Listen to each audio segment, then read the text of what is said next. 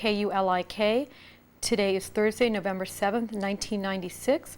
I am conducting an interview with Ilse Hess. We are in Chevy Chase, Maryland, in the United States of America. And the language is English.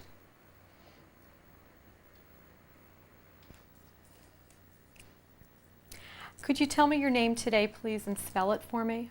Ilse, I-L-S-E, Hess, H-E-S-S. And your name at birth? Ilse Hirschberg, H-I-R-S-C-H-B-E-R-G.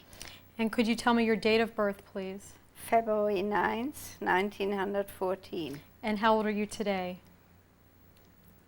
Almost 83. And the city and the country where you were born? Recklinghausen, R-E-C-K-L-I-N-G-H-A-U-S-E-N in Germany. And could you tell me your parents' names, please, and spell those for me? Fanny Hirschberg, H-I-R-S-C-H-B-E-R-G. Her maiden name was Wallheimer, W-A-L-L-H-E-I-M-E-R. My father's name was Willy, W-I-L-L-I, Hirschberg. Could you tell me a little about your father? My father was a wonderful man, full of love and charity, and he was a businessman in the retail department. He came from a very poor family. There were 11 children, and when the oldest was 15, they all were orphans. I never knew his parents. I wasn't even born when they lived, and there was already the second wife and second mother. All the children were brought up by different family members. Could you tell me about your father's store? It was a department store, had everything from ready-to-wear to notions. And the store was in Recklinghausen, in the main street. And what was the name of the store? Gebrüder Alsberg, G-E-B-R-U-E-D-E-R. In German it's spelled with an umlaut. Alsberg, A-L-S-B-E-R-G. Do you have any memories of the store as a child? In fact, I did, because the first 10 or 11 years of my life, we lived above the store. We had a large apartment there. And whenever I had a vacation, I liked to work there. And I usually was a specialist as a child in the notions department. Was your father ever in the military? Yes, my father was in World War I. I was 3 years old when I remember that he came home on furlough. I was born 1914 and he was drafted 1915, but that I don't remember. Tell me about your mother. My mother came from a very Orthodox family in Aurich, which is close to the Dutch border. She was a beautiful woman, and my grandparents had 21 children. They had twice twins. 3 of the children died right after birth, but 18 lived for quite some time. I remember 10. There were many more girls than boys, and all were married between 19 and 20. They all were beautiful. And I remember my grandfather telling me that all the suitors had to bring a gift instead of him giving a dowry to his daughters. It was a real love marriage. Since it was such a large family and so Orthodox, they had 2 kitchens. And my grandparents always sat hand in hand, and as a child I thought that's where all the children came from. If you look behind you, there is a picture of the original house, and they still had some rooms rented. The only thing my parental and my maternal grandparents had in common, they all had latrines, outhouses. And my grandparents, my mother's parents, they had in the outhouses one large facility and one small facility. But whenever someone had to go, had to take a little child along.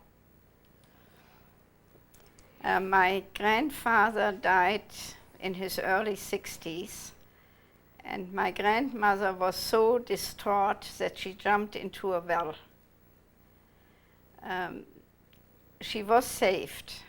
Family members got her out of the well, but she never was mentally the same person. So this was very sad, because I loved them dearly and loved to visit them, because practically the whole place was family to me. Can you tell me about your mother's work? My mother worked with my father in the store.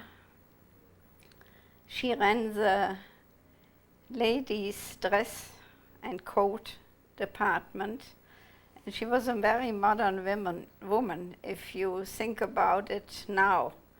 Let's say almost 70 years back at that time already. She would go every now and then, let's say every 2-3 months, to Berlin, which was a German center for ladies manufacturing, and had always special orders for the society ladies in Recklinghausen.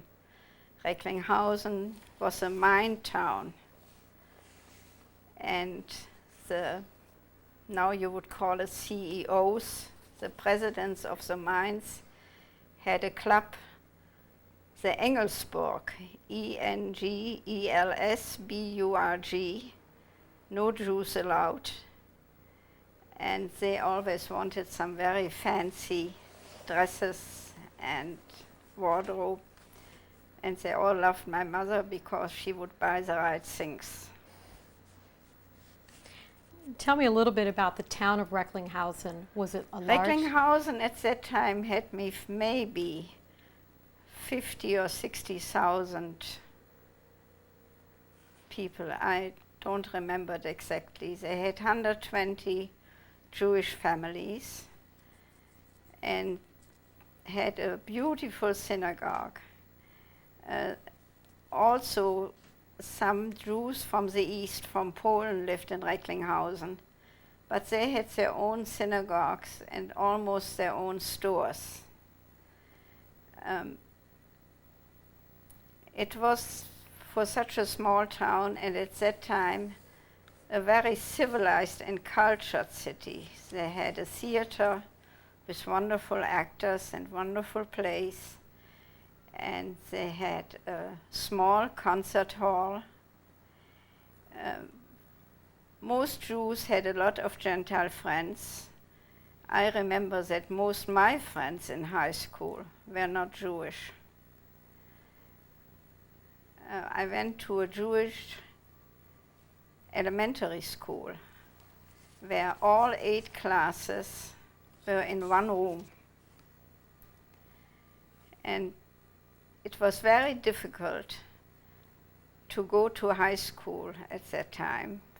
Girls usually did not go. You had to take what they call here an SAT test. It cost a lot of money. But all the Jewish girls who wanted to go passed the test. Never anyone failed, and we all made it through school. Can you tell me about the synagogue in your town that your family belonged to? The synagogue was beautiful, as I said already. We had usually a rabbi. My father was for many, many years president, and my mother belonged to the sisterhood and some other charities or organizations connected with the synagogue for some time I was in the choir. We were not Orthodox, but we were conservative. And the holidays were really holy for us. And the wonderful things at the holidays was that all the Jewish employees in our store were invited on the holidays to our house because there were no cars, no planes. They could not go back to their hometowns and their parents. So my mother would engage a second cook. We had 2 maids. She would engage this cook who was not Jewish but only knew how to cook Jewish, kosher. She would put a second stove in the kitchen, and it was really wonderful. I still think about it. The unusual thing is that my mother gave the Seder because she knew it. My father did not. So these to me are wonderful memories, and every holiday is not the same, And even after such a long time. what was your favorite Jewish holiday? My favorite Jewish holiday, I think, was Yom Kippur.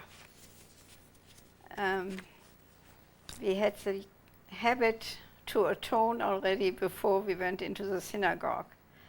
All the students from the Jewish school were standing on the steps and said, I'm sorry, and we never knew for what. And then in the afternoon, we would go to a florist and buy little flowers for our parents.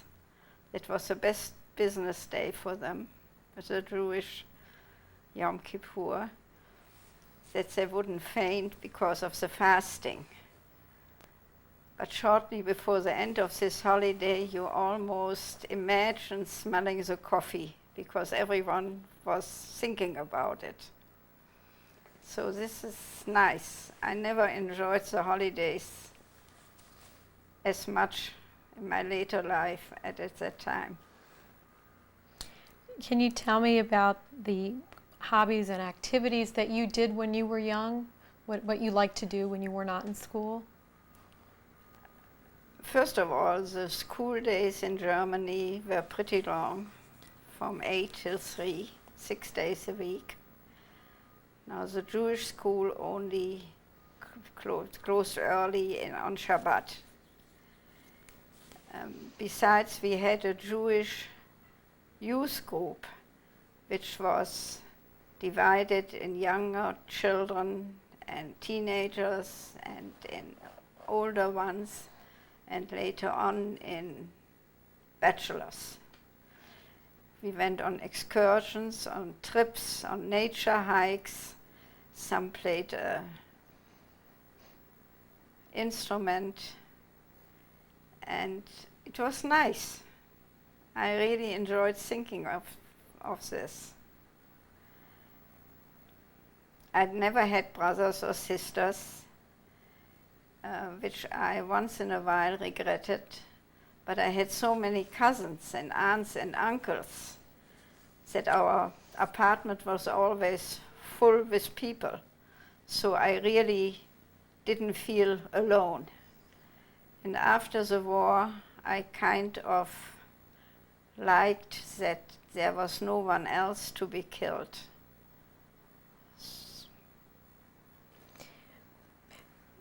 Before 1933, in your town, did you ever see any anti-Semitism?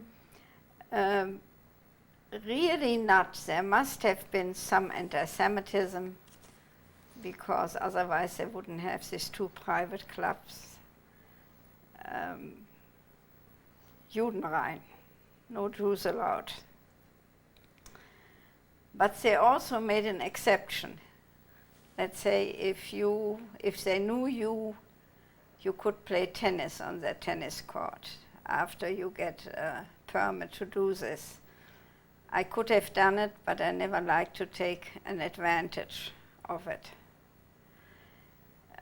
Among my friends,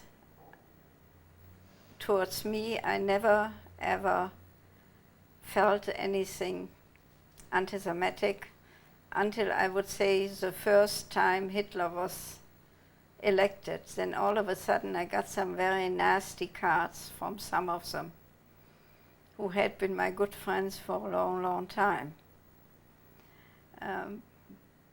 But Jews who grew up in this part of Germany were very, very assimilated. Now sometimes it has become, or in between now and then, sometimes has become a dirty word, but it's just as it was. We mingled and we got along. Maybe we were ill-prepared for what was going to follow. How did your life change when Hitler came to power in Germany? Oh, the life changed completely. It was just the year that I graduated high school, and after this I don't think that they accepted any Jewish students, neither in the gymnasium nor in high school. Some of my teachers had already a tad of anti-Semitism in them. And since I didn't go to school anymore, I only felt that it concerned all of a sudden all of us. They had signs at the store, "Don't buy at Jews." And my father got very upset about it. Some people were optimists and believed it would blow over. And they were sometimes very foolish and say, if Hitler will be elected, he will not last very long. But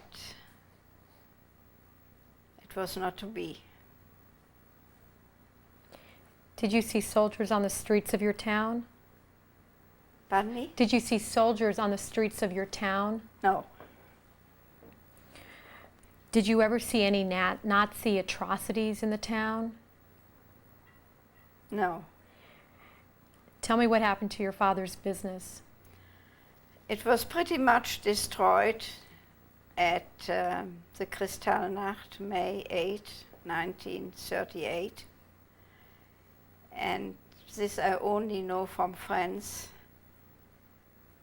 that my father was beaten up because there were hundreds and hundreds of people burning down the synagogue, burning down the stores, burning down the houses.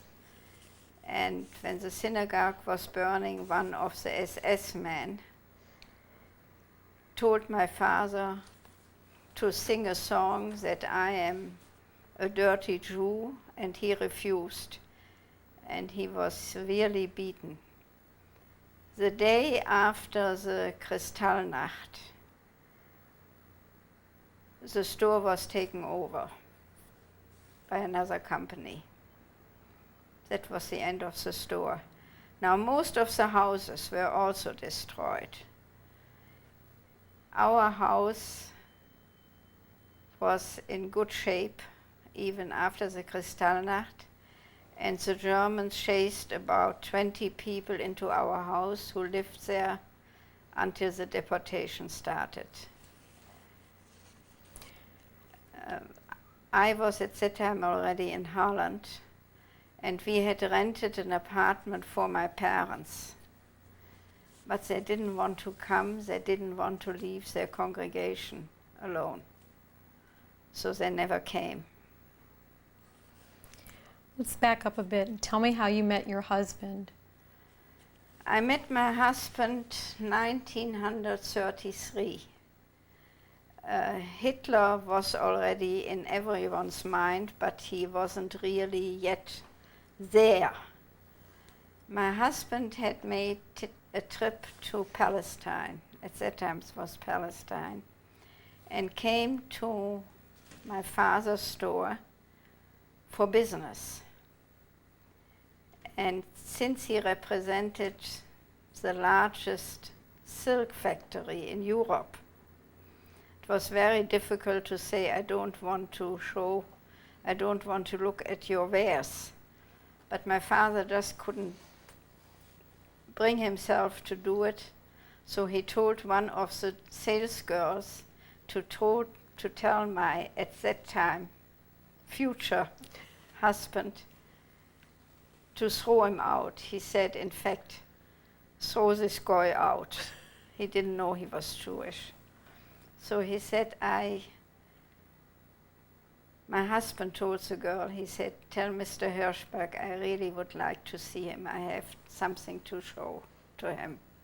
So my father went, and Karl Hess, at that time, was his name, Karl, by the way, with a C, took out Palestinian shekel note.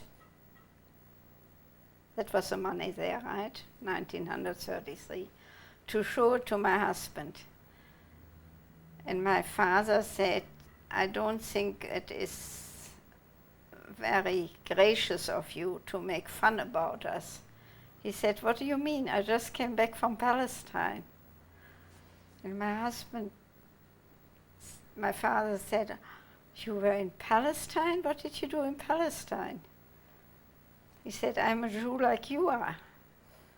So then my father got all excited, and he invited him for a cup of coffee after lunch. We never took salespeople or representatives of companies to lunch at home, because there was a Jewish pension in Recklinghausen. So they all sent their employees to this pension, and afterwards he would invite them for coffee.